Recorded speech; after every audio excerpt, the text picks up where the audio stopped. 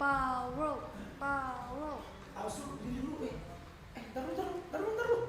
Lu pakai kaos kaki dulu. Ini gimana? Yuka nggak mau pindah situ. Di mana? Kayak Misalnya? Sama. Oh. guys. Halo. Silakan. Dokter. Ini Reza dong. Halo. Halo. Ya, silakan duduk. Pakai juga nggak apa-apa. Halo. Ini Devi. Iya. Yes. Ih, seru. Aduh. Masuk aja dulu, silakan dong.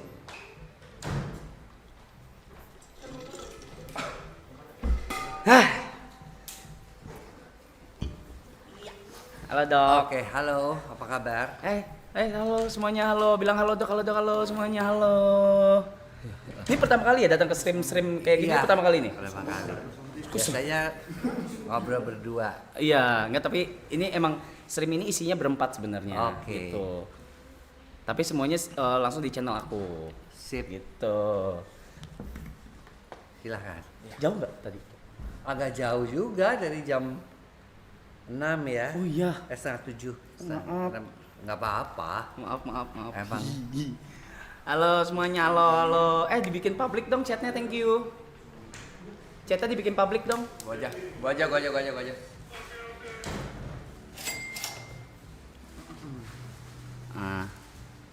Ya beginilah kalau ini live stream kita nggak pernah berhenti. Iya. Rencananya live streamnya itu. Sampai malam terus besok. Iya, jadi kita pun tidur di sini, Dok. Ada kasur, nanti di sini kasur, tidur di sini gitu. Terus kita ada kegiatan kayak misalnya ada pilates waktu itu. Kemarin berkuda. Terus yang undang-undang gestar juga salah satunya dokter, dan terima kasih banget udah mau datang, karena nggak semua mau datang karena takut kan kayak ini live streamnya kayak gimana gitu, masih belum tahu gitu. Iya, belum ngerti ya. Iya. Alright, so one more time. Terima kasih Dr. Boyko udah datang. Semuanya chat Dr. Boyko on the chat. Let's go. Nah, karena Dr. Boyko di sini, Iya. udah pasti dong pembahasannya apa, sudah tahu dong. Sudah tahu dong arahnya kemana, ya kan? Sebagai orang yang pernah menikah, pernah ya? Pernah, bukan masih. Sebagai orang yang pernah menikah, mungkin pengalaman saya jauh lebih banyak daripada adik-adik saya ini yang culun-culun ini. Yang lain belum menikah. Belum. Ya. Masih kecil malah umurnya. Masih kecil. 25 dong. Masih 25 gitu. Ada yang masih 19, ini 19. Jadi masih mungkin banyak banget pertanyaan di kepala mereka Ya, yang silahkan. iya kan? Iya kan? Mungkin dimulai dari Yuka. Yuka mau nanya Nih apa? Yuka mau nanya apa nih? Tadi katanya lu ada pertanyaan. Kalau dari saya mungkin kayak kan pornografi. Kalau saya tentang pornografi Oke. sih. Hah? Tentang Oke. pornografi kan katanya tuh benar-benar mengganggu sel otak ya katanya ya. Iya. Efek jangka panjangnya sama cara menanggulanginya sih kurang lebih. Iya. Apalagi buat anak-anak muda gitu kan. Oke. Tapi emang beneran Eh, berefek otak. Berefek. Jadi gini ya, yang namanya pornografi itu kenapa sih kok kalau kita nonton pornografi dilarang-larang orang mata-mata kita, otak-otak kita. Jadi kalau kita mulai suka sekali dengan pornografi itu namanya I love it. kecanduan. Kayaknya nggak bisa lepas ya sama yang namanya pornografi itu. I love it. Nah, yang terjadi apa? Yang terjadi itu ketika kita nonton pornografi itu keluarlah hormon yang menyenangkan. Dopamin. Iya, dopamin, oksitosin, ya itu dia keluar tuh hormon cinta itu. Oke. Nah, karena dia keluar tuh diguyur kan si otak ini, sehingga kita tuh makin kecanduan lagi gitu.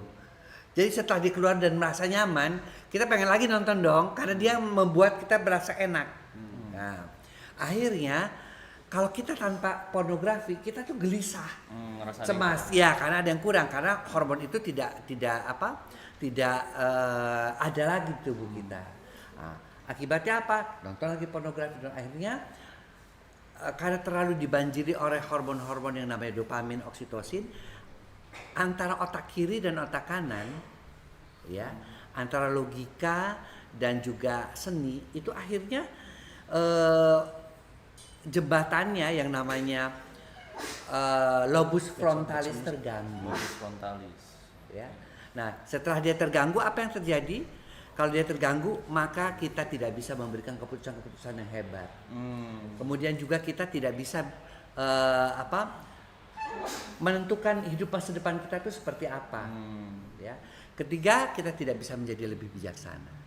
Nah, udah kecanduan pornografi, tapi yang lebih ngerikan lagi, kecanduan pornografi itu kan kita ereksi. Kalau yang laki-laki, kemudian kita melakukan onani atau masturbasi. Iya. Nah, akhirnya kita pengen melakukan itu terus-menerus onani. Sementara tubuh kita itu kan juga produksi sperma itu kan 3 hari sekali. Tapi karena kita kepengen, jadi akhirnya tiap hari untuk melakukan onani. Nah, masalahnya adalah selain dia lebih menjadi tadi kurang bisa memberikan keputusan-keputusan, tapi yang kita takutkan itu satu hal. Ketika dia menikah, dia lebih menyukai nonton video porno atau melihat hal-hal porno ketimbang berhubungan seks sama istrinya. Ekstrimnya kayak gitu ya? Ya. Emang kalau misalnya itu lebih enak atau apa? Karena udah terbiasa. Bukan, karena udah kebiasaan. Gak apa-apa, polos, gak apa-apa, bagus. Gak apa-apa. Polos itu bagus. Artinya gini ya, ketika dia itu melakukan onani, kenapa lebih mudah buat cowok? Karena dia tidak ada yang harus dipuaskan. Kalau kita melakukan hubungan seks kan si perempuan juga mesti puas dong, mesti dapat dong. Nah, kalau dia onani itu cuma untuk dirinya dia sendiri. Nah, karena dia udah kebiasaan enak dan onani begitu, secantik apapun istrinya, dia inginnya memuaskan diri sendiri saja. Nah, nanti yang terjadi adalah yang sering ke klinik Pak Sutri adalah orang-orang yang bagaimana melepaskan kecanduan itu. Istrinya mulai protes. Kenapa kok saya tidak disentuh dong? Apa dia punya wanita idaman lain? Dan itu atau banyak terjadi dok. Ya ternyata setelah kita coba telusuri ternyata dia kebiasaan atau kecanduan onani. Dan itu banyak terjadi dok. Banyak terjadi. Buset, baru tahu. Oke. Di kalangan orang anak-anak muda itu banyak terjadi itu. Bisik-bisik. Gak apa-apa, tanya aja. Mumpung di sini, sumpah. Sumpah, kalau gue udah nyiapin pertanyaan satu tapi nanti belakangan. Tapi gue satu, tapi penasaran banget gue dari dulu pengen nanya ke dokter gue. Yang lain. Tapi normalnya dok buat pasangan suami istri nih, kalau misalkan buat berhubungan itu intensitasnya itu berapa per minggu? Tergantung umur. Tergantung umur. Kalau yang muda 20-30 tuh bisa seminggu 3 kali 4 kali. Tapi kalau di atas 31 sampai 40 tuh seminggu 2-3 kali. Kemudian di atas lagi nanti di atas 41-50 seminggu 1 sampai 2 kali. 60 biasanya seminggu sekali. 2 kali, kalau dia sampai 2 kali juga nggak apa-apa. Oke. Kalau teman saya ada yang sehari 2 kali normal nggak sih? Di atas 30 sehari 2 kali. Kalau memang dua-duanya stamina-nya bagus nggak masalah. Pengantin baru, kalau orang baru nikah umur berapapun kadang-kadang sehari sampai 3 kali kayak minum obat kan. Tapi dok, kalau misalnya dia nggak, ada nggak sih orang yang benar-benar nggak tertarik sama? Nah itu namanya hiposeksual. Hipo Hipo itu seksual. rendah, seksnya rendah. Aseksual. Nah, atau aseksual sama sekali tidak. Bukan.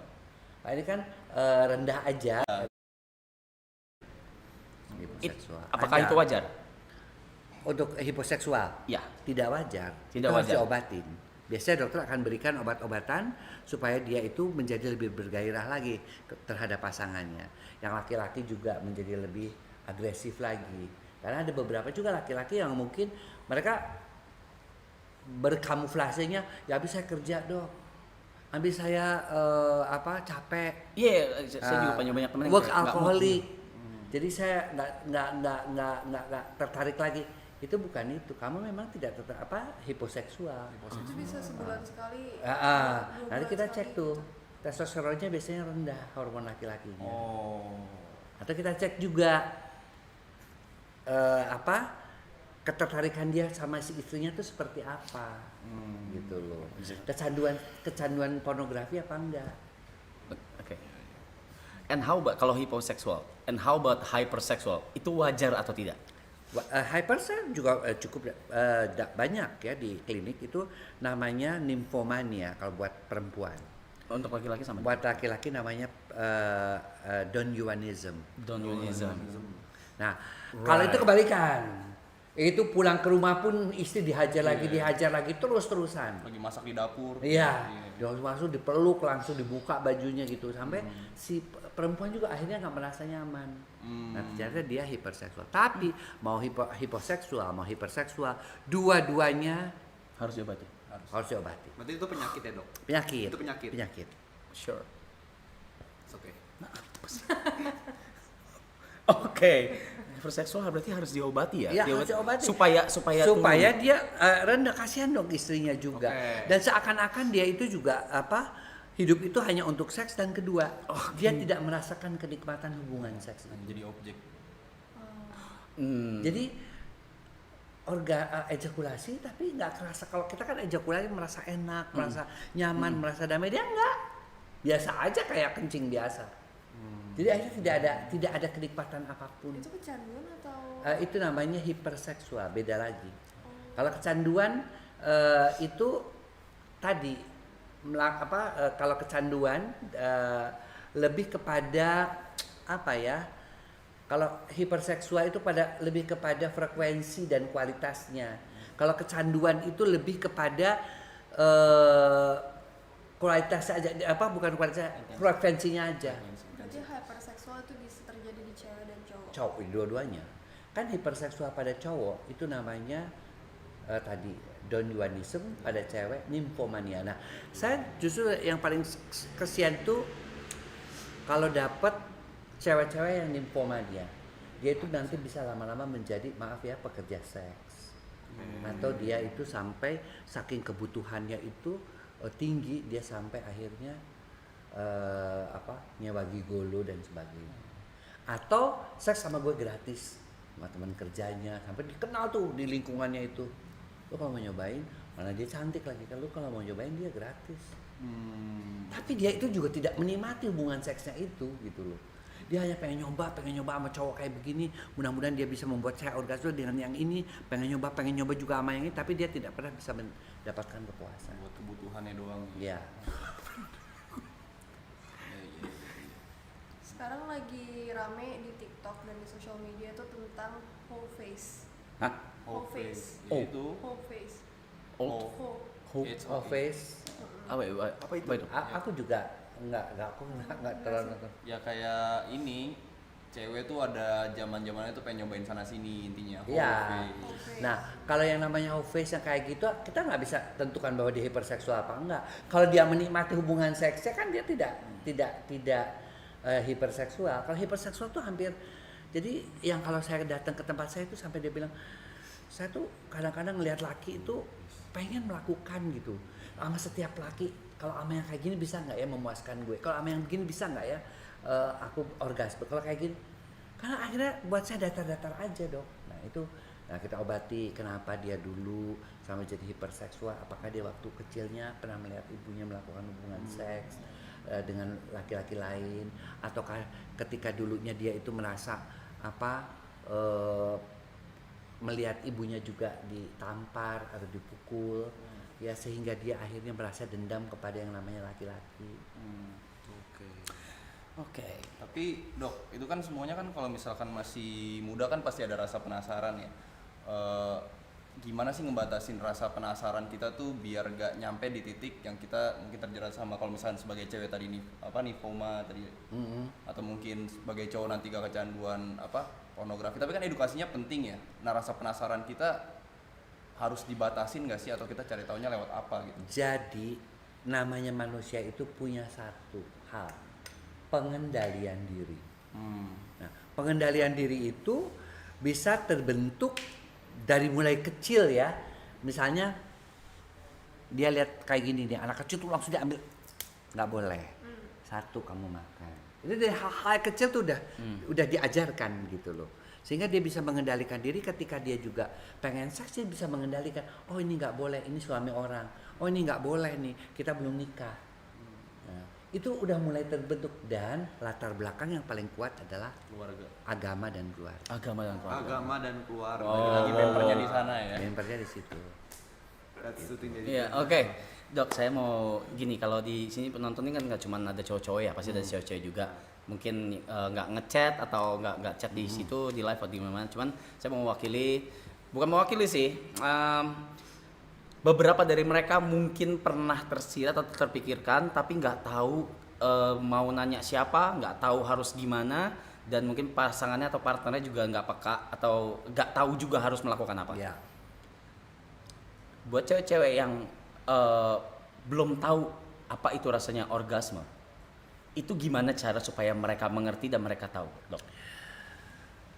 Pertama, orgasme itu kan bisa didapat ya ketika dia seperti mimpi basah pada Iya. laki-laki. Iya. Ya.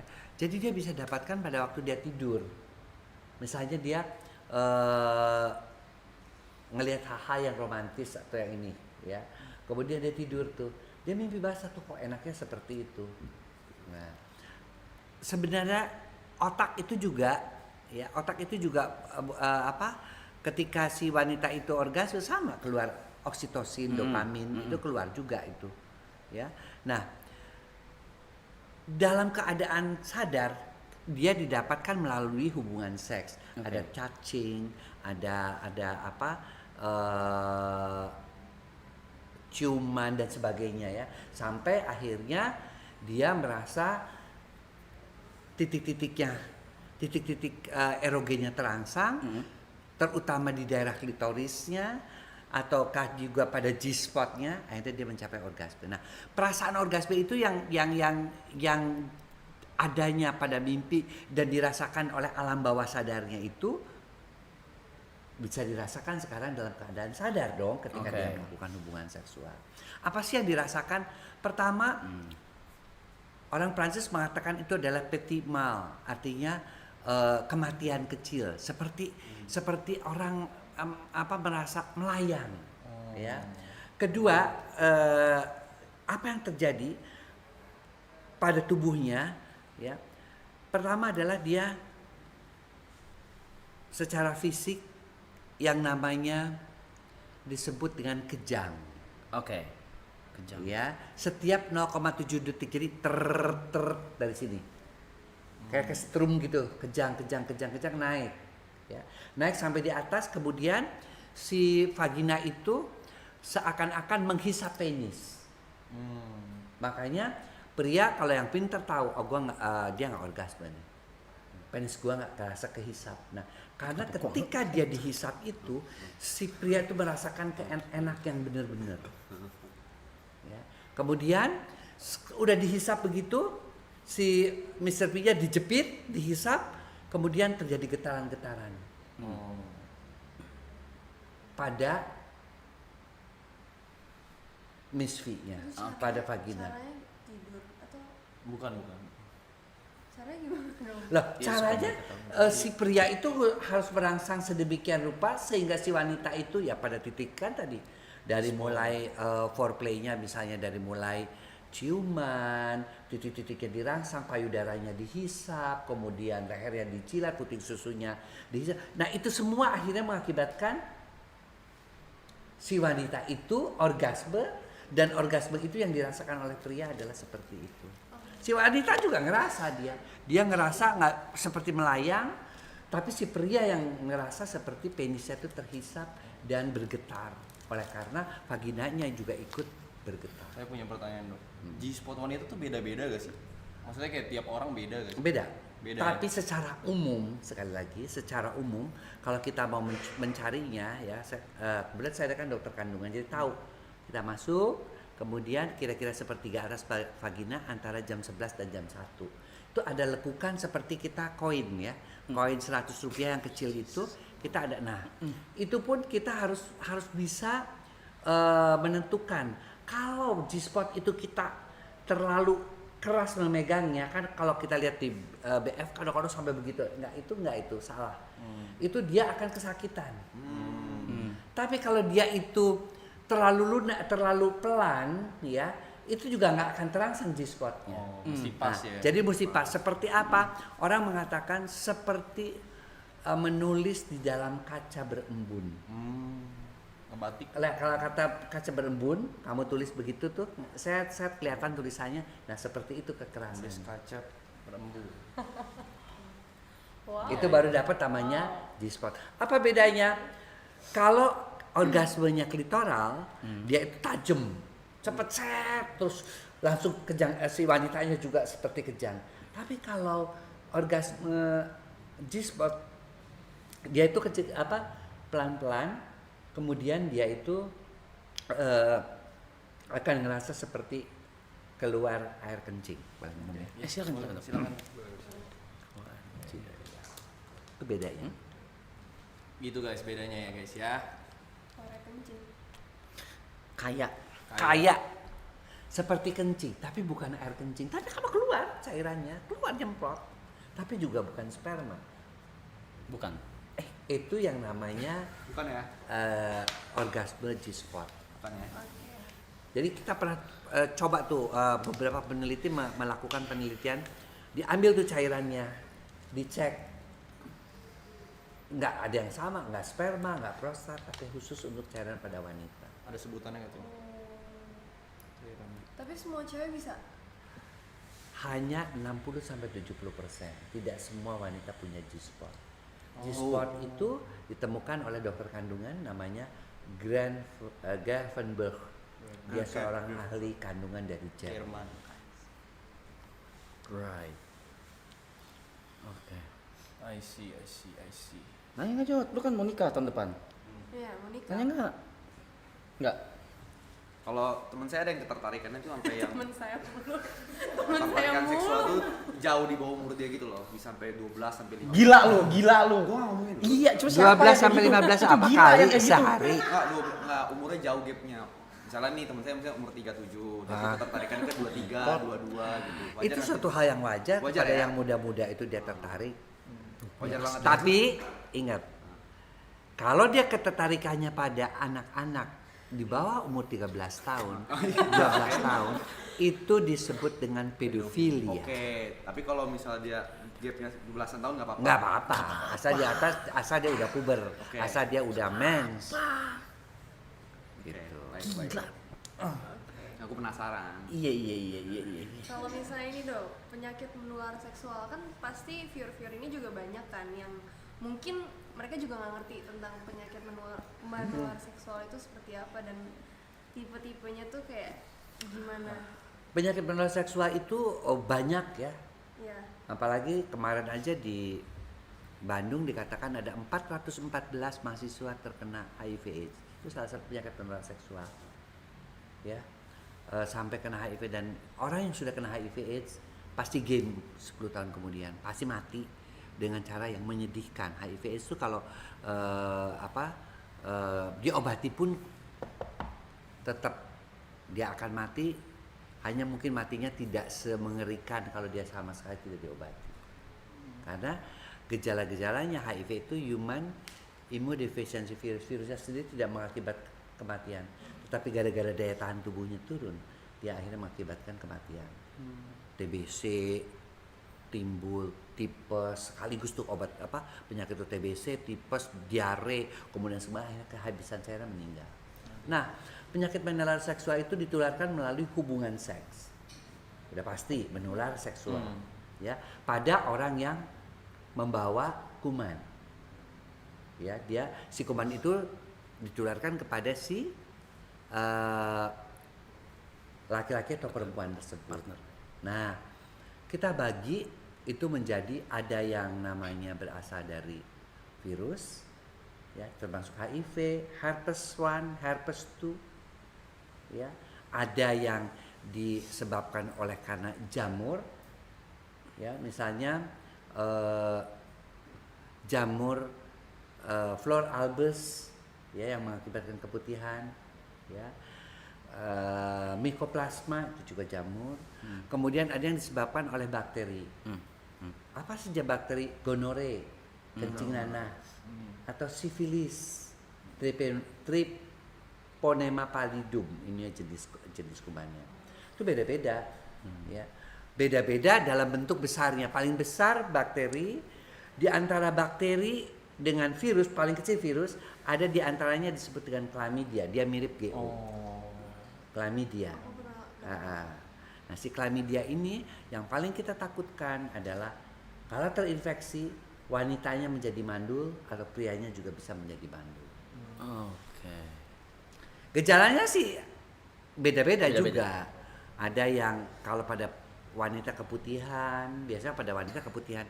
Tapi jenis keputihannya mungkin kalau jamur gatal, kalau chlamydia kehijauan, kalau misalnya GO hijau banget. Kalau dia misalnya trichomonas dia bau dan ada darah. Kalau seperti itu. Jadi itu memang ya harus belajar di kedokteran untuk bisa mengetahui hal-hal tersebut. Mau nanya lagi dok, itu kan tadi udah bahas penyakit menular seksual ya. Buat menangani atau buat kita minimalisir nih kemungkinan kita terkena gitu. Dalam tanda kutip mungkin safe sex kali ya bilangnya. Ya. Apa yang mesti kita lakuin itu? Pertama, kamu yakinkan bahwa pasangan kamu itu juga tidak berganti-ganti pasangan. Satu. Setia berarti ya, harus setia. Harus setia. Kan ada ABC. Abstinensia, jangan melakukan hubungan seks dengan orang yang tidak kamu kenal. B, be faithful, setia kepada pasangan. C, gunakan kondom. Nah, jadi kalau mau safe sex itu ya 3 itu tadi. ABC itu Ya, ya. ABC tadi. jadi harus tahu. Tambah lagi sekarang DE, don't inject. Inject untuk menghindarkan HIV/AIDS. Karena sekarang HIV/AIDS banyak ditemukan pada penggunaan jarum suntik. Jarum suntik. Drugs, ya. Ya. Kemudian E, edukasi. Seperti ini adalah edukasi. Oke. Yeay.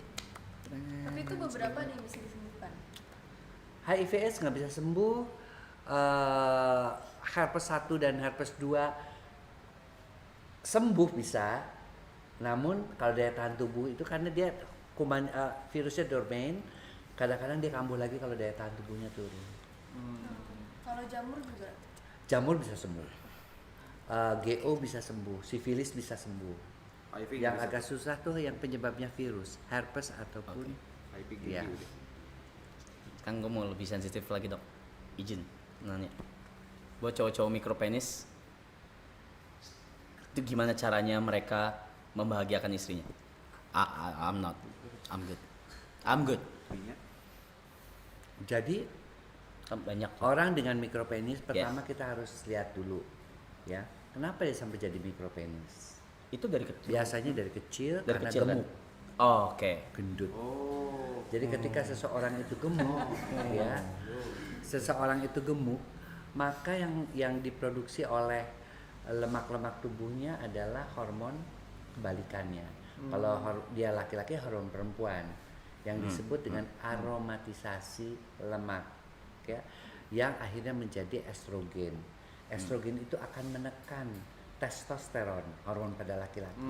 Si testosteron itu karena tidak berkembang secara baik, akhirnya dia cuma sedikit. Akibatnya perkembangan penis yang dipicu oleh testosteron menjadi tidak sempurna. Terjadilah dia yang namanya Mikropenis. mikropenis. Sekecil apa? You ask me? Kecil aja, bukan tidak normal. Nggak normal. Kalau normal Iya, di- Indonesia kayak gitu. Terus Asia kali ya? Asia itu sekitar 11 cm. Kalau Kalau Nah, dia ereksi 11 sampai Iya. 12 sampai 14 cm. Now- 11 masih kita anggap masih normal, masih bisa. 11. kalau Betul. mikropenis Kalau mikropenis di bawah itu pada saat ereksi. Cuman 8, cuman 7. Bahkan ada yang cuman 5. Dari kecil gue kurus. Oh iya. 11 di Asia 11 ya? Iya. Berarti ya. Dan terus bagaimana cara terus mereka punya pasangan gitu. Nah. Terus gimana cara mereka membahagiakan pasangan? Kalau di kita digedein dulu. Bisa. Is it bisa. possible? Is it possible? 11 sampai 13 tahun masih bisa kita bantu. Di atas 14 tahun pengalaman saya sendiri ya, artinya mengobati itu biasanya nambahlah 1 cm. Lumayan kan, setengah sampai 1 cm dengan pemberian hormon testosteron. Meskipun golden periodnya adalah 11 sampai 13 cm. Segini dok. Nambah, nambahnya? iya nambah 1 cm. Apa? Oke. Ngaruh ya? Coba teman lagi. Tambahin. Biar 4 cm. Oh gede sih. Gede sih. Panjang sih, Gede panjang. sih. Panjang. gitu. Jadi guys, jadi harus dari kecil dilihat dulu guys, dari umur 11 sampai 13 baru Diurut. Diurut. Apa nih? Bisa kan ada- diurut. Urut nggak ada yang bisa memperbesar itu nggak. Enggak ya, itu mitos. Mitos. Mitos. Obat-obatan Dok, kayak misalnya yang di mungkin di daerah-daerah yang kayak diapain lah, ada dikekop, dibungkus. Nggak ada. Enggak ada ya. Di Irian ada yang namanya daun bungkus-bungkus. Yang terjadi adalah gatal. Dan karena gatal alergi dia merah, kadang-kadang bernanah, bengkak. Oh, gedenya karena Karena Yang kedua di daerah Indonesia Timur, khususnya di daerah Maluku, ada yang suka disuntik-suntik, itu diisi suntiknya getah itu sampai akhirnya penisnya mengalami peradangan dan pernanahan. Akhirnya harus diamputasi atau dipotong. Bukannya gede tapi malah diamputasi. Thank you. I'm good. Sini dong, nanya yang sopan di sini dong. Ya udah. Kayak obat kuat gitu yang pil biru lah atau apalah yang bikin kayak Sini nanya obat kuat guys. Oke. Gua nggak Obat ngerti. kuat itu obat-obat. ada yang namanya afrodisiak. Itu adalah obat-obat yang meningkatkan gairah seks. Oh, yang di bokep-bokep Ya. tuh. Oke. Ada efek sampingnya nggak, Dok? Obat kalau herbal biasanya nggak ada. Kalau yang kayak dijual-jual di pinggir Ada itu yang bahaya, darah ular misalnya, empedu, ular kobra, otak monyet, itu kan semua dianggap obat kuat. Padahal sih kadang-kadang anak tikus yang masih di dalam perut ibunya itu ditangkap, kemudian dihamil tikusnya itu terus dibelek, masih hidup-hidup dimasukin ke dalam itu. Ada yang kayak gitu di Cina, di mana itu sebenarnya berbahaya sekali. Ya, dan efeknya juga tidak ada. Tapi kalau obat kuat di pinggir itu untuk seksualitas itu sebenarnya ngefek banget berarti. Enggak ada. Enggak juga. Sugesti. Tergantung. Jadi kita mesti melihat tuh obat kuat pertama isinya apa. Kemudian kita harus lihat isinya itu gunanya buat apa. Apakah bekerja di otak, apakah bekerja di persarafan, apakah melebarkan pembuluh darah. Nah, kemudian yang kedua, herbal atau bukan. Kalau herbal masih oke lah, masih aman. Purwoceng, tongkat ali, sanrego, ya, kemudian tribulus, yohimbit, itu masih dari akar-akaran masih oke lah. Tapi kalau sudah dicampur-campur yang empedu ular kobra, nah itu bahkan ketika orang itu makan empedu ular kobra, itu semua untuk supaya ereksinya keras, ternyata di dalam empedu ular tuh banyak sekali virus. Akhirnya si pria itu meninggal karena radang otak, encephalitis. Saya mau nanya lagi Dok, tadi kan udah bahas tentang obat kuat ya. Mau nanya kalau misalkan buat ningkatin nih, apa misalkan seks kita biar berkualitas atau sperma jadi lebih bagus, dari lifestyle-nya tuh apa yang masih diubah? Satu, selalu jalankan 4 pilar hidup sehat. Ya. Yang pertama adalah makan, Dari makanan. pola makan. Pola makan. Satu, pola makan itu apa? Hindari 3G, gula, garam, gorengan. Dan gratisan mungkin satu karena Dan gratisan. makan suka banyak tuh kan, ada gratis kan. Kemudian yang kedua ya tadi yang G itu garam, terutama pada ikan-ikan asin dan sebagainya itu. Kenapa? Dia bisa meningkatkan tekanan darah. Kalau gula bisa memicu yang namanya diabetes. 75% penyebab impotensi adalah diabetes. Oh, gitu. Kemudian gorengan itu lemak. Minyak ya. Semua yang digoreng itu menjadi lemaknya menjadi trans, dan lemak trans itu menjadi penyebab kanker. Ya, dan menjubat pembuluh-pembuluh darah. Oke. Aliran darah tidak lancar, aliran darah ke penis tidak lancar, akhirnya impotensi. Itu makanan. Yang kedua adalah olahraga. Kalau orang tidak berolahraga, ya, maka dia pembuluh darahnya sulit untuk melebar, dan yang kedua hormon-hormonnya tidak bekerja dengan optimal. Oke, olahraga. Olahraga apapun berarti ya. Yang terutama kardio, Kardio. yaitu lari. Karena dengan begitu, dengan lari, dengan jogging, dengan jalan cepat, itu pembuluh darahnya akan terbuka. Kemudian olahraga itu melatih endorfin. Kalau orang olahraga kan bahagia, seneng gitu, keringatnya keluar. Nah itu hormon juga pada keluar. Oke. Ya. Kemudian yang ketiga, tidur yang cukup. 7 sampai 8 jam per hari. Jadi alkohol tidak masuk dalam list Alkohol tidak nanti boleh. nanti itu Beda itulah, lagi. itu namanya kebiasaan buruk. Oke. Kebiasaan dulu. Gua cuma nanya. Jangan seakan-akan Iya. nggak dulu kayak oke Ya, gitu. kemudian yang ketiga tidur, dan kemudian yang keempat manajemen stres. Orang yang stres juga jelek. Right. Oh, fuck. Nah, kebiasaan buruk harus dihindarkan. Apa saja? Tadi begadang, kemudian merokok, kemudian minum minuman keras, itu sama. Oke. 3 hal tersebut. Perokok termasuk vape ya. Karena vape itu juga ternyata hasilnya pada penelitian oleh dokter-dokter di Rumah Sakit Persahabatan, bahayanya jauh lebih besar daripada rokok biasa. Ah. Dok, berarti itu menurunkan kualitas sperma banget ya, dengan kebiasaan buruk dan kesehatan yang tadi disebut. Ya, Berarti itu menurunkan kualitas sperma banget. menurunkan kualitas sperma, menurunkan kesuburan, tadi ya, kualitas sperma itu kesuburan, dan mengakibatkan disfungsi ereksi dan ejakulasi dini.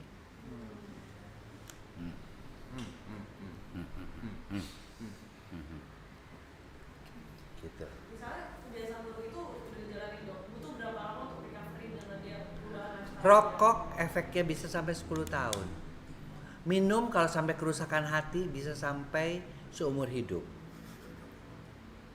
Karena minuman keras, jadi anak jangan pikir orang-orang yang minuman keras itu jagoan ya. Enggak. Biasanya justru Parah. livernya rusak Iya. Tendang tuh. dan tidak bisa Bener. memproduksi Kita hormon juga sih nggak setuju testosteron. banget sama kayak gitu-gitu minuman keras gitu. Gila bang. Parah banget orang-orang kayak gitu. 10 tahun ya dok ya. Sebentar, rokok. Rokok dong 10 tahun. Rokok tuh ini ya efeknya ya. Jadi seorang merokok, sudah kecanduan merokok, kemudian pembuluh darahnya tuh kita ambil. Nah, terlihatlah di situ yang namanya plak. Plak itu penempelan pada pembuluh darah ya, arteriosklerosis, penebalan pembuluh darah. 10 tahun kemudian dicek lagi masih ada. Right. Gua olahraga mulu. Iya. Iya kan? Gua juga. Udah besok kalian terakhir berenang udah terus kan? Iya. Tadi kita baru berenang. Untung yang di sini Ya, kita sehat. bagus.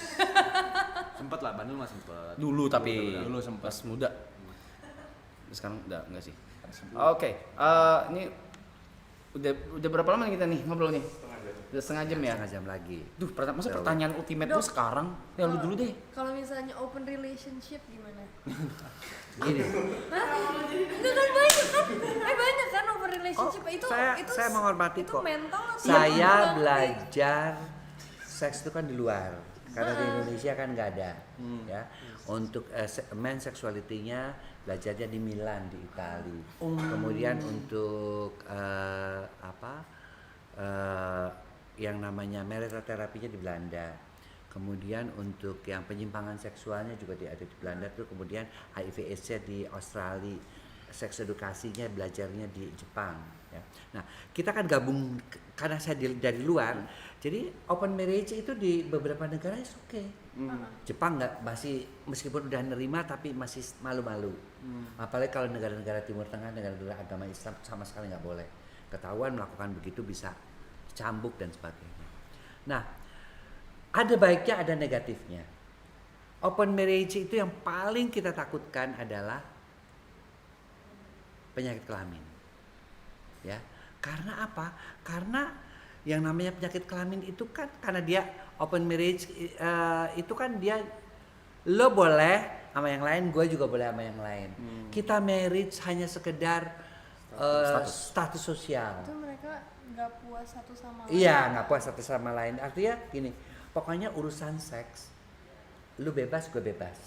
Nggak Tapi be kita faithful. tinggal di satu rumah, kita punya anak. Kadang-kadang bahkan anaknya pun kalau kita tes DNA itu belum tentu anak dari Anaknya. si suaminya. Oke. Nah, yang paling sering itu adalah HIV, ya. Dan kalau udah mulai open marriage, kalau menurut saya ngapain kawin? Iya kan? Jadi YB aja. Lo hanya membuat penderita si anak itu. Iya, betul. Anak itu melihat bapak ibunya kerjanya Ganti-ganti. menukar cewek, menukar cowok. Nah, akhirnya apa sih, anak itu stres. Ada yang sampai bunuh diri. Beberapa anak lahir dari yang jangankan dari open marriage, dari perselingkuhan aja. Bapaknya selingkuh, anak itu langsung ada yang akhirnya narkoba, ada yang akhirnya juga dia melakukan kehamilan yang tidak diinginkan. Ketika saya tanya kenapa kamu sampai hamil, apa kamu sengaja dok, biar orang tua saya juga. Kamu nggak tahu siapa bapaknya, nggak tahu. Sengaja.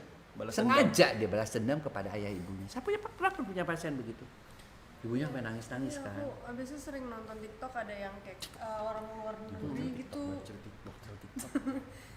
Trip apa sih? Suami istri tapi 3 orang. Kayak Itu namanya rame banget trisam. Bukan yang suami Atau yang orgi. Kalau Iya, orgi dia iya, tukar menukar istri. Kamu bangsanya trisam, orgi itu di Indonesia juga banyak. Cuman nggak diungkap aja. Mereka yang sudah uangnya kadang-kadang juga berlebih ya, sudah tidak lagi mikir mengenai makan, mengenai apa. Mereka menginginkan sesuatu yang berbeda. Pesta di dalam tahun baru tukar menukar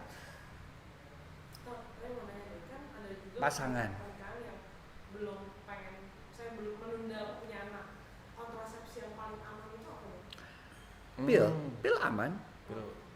Ya, atau karena pil itu gini, dari penelitian, pil itu kalau kita hentikan makan pil, ya, dia kembalinya kesuburan itu sekitar 3 bulan 6 bulan. Jadi kalau kamu bilang, duh saya mau hamil bulan ini aja tahun depan, tapi bulan Januari kurangi 3 bulan.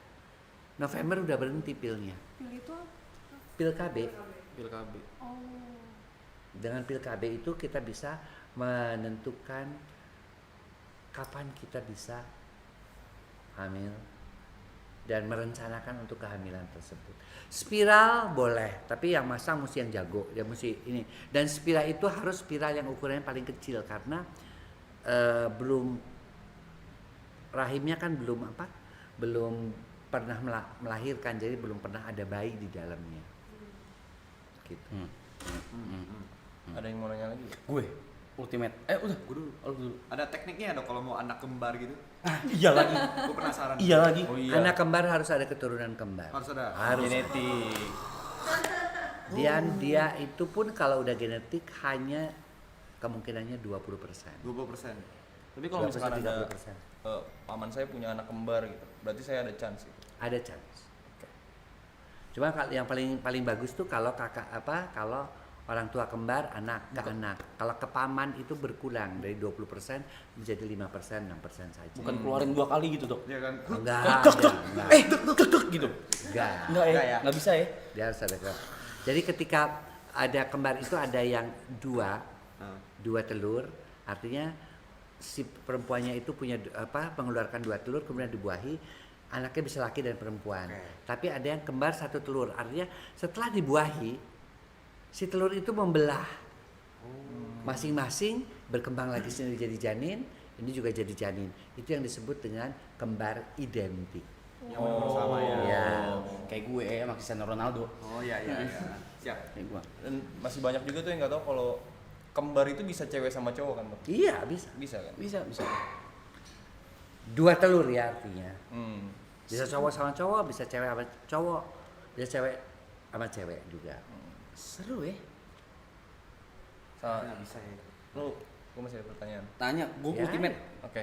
Kan penyimpangan seksual itu kan banyak ya, Dok? Iya. Kayak bestialisme, nekrofilia Ah. segala macam. Nah, faktor pendorongnya apakah dari psikologisnya doang atau mungkin karena hasrat seksnya tuh yang nggak ketampung? Jadi gini, kalau kita akan melihat seseorang ini punya kecenderungan untuk mengalami penyimpangan seksual, kalau kita coba runut ya, dia biasanya 1, faktor gennya ada. Meskipun genetik itu tidak terlampau terlihat, ya misalnya dulunya mungkin kakeknya sadis masokis, suka mukulin istrinya. Nah, kemudian dia yang itu faktor yang 5%.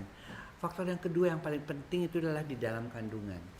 Si janin itu di dalam kandungan. Dari janin. Jadi apakah waktu hamil si anak ini happy nggak sih si perempuan itu? Itu ngaruh. Itu sangat ngaruh. Namanya psikofisiologis. Ngaruh. Jadi kalau misalnya Jadi kayak ibunya- istrinya nangis melulu ditinggalin sama suaminya, sering dipukul, istrinya tidak happy, bahkan hanya gara-gara dia ini kan masih terikat kontrak, katakan pramugari ya, terikat kontrak, tapi dia terpaksa hamil, dia marah-marah terus supaya gara-gara lo gue jadi dipecat, gue gara-gara mestinya gue tuh masih bisa terbang, masih bisa menikmati. Nah, anak itu udah mengalami trauma-trauma itu. Nah, itu dalam kandungan. Yang ketika dalam proses melahirkan. Proses melahirkannya misalnya terlambat, udah pecah ketuban, hijau segala, nggak ke dokter. Ya, jadi akhirnya dokter melakukan sesar tapi sudah nggak ada air ketubannya. Atau dipaksa dilahirkan normal padahal dokternya tidak bisa memprediksi nih bahwa ini tuh sebenarnya gede banget gitu loh. Kepala bayinya akhirnya tidak lahir, divakum. Nah, ketika divakum tuh kan ada sisa kadang-kadang bekas benjolannya meskipun nanti lama-lama hilang, itu juga bisa mengakibatkan. Tapi yang 70% adalah pengaruh lingkungan. Sering dipukul, dibanding-bandingkan, makanya ojo dibanding-bandingke. Ada lagunya kan. Sering dipukulin, dibanding-bandingin, kemudian sering dibully. Apakah oleh teman-temannya atau oleh orang tuanya? Kamu goblok kayak gitu aja nggak bisa. Ya, terus bilang kamu tuh jelek, kan dibully. Nah, akhirnya dia berkembang menjadi pria atau wanita yang mempunyai kecenderungan penyimpangan seksual, menjadi wanita pria secara kepribadian menjadi abnormal behavior seperti itu.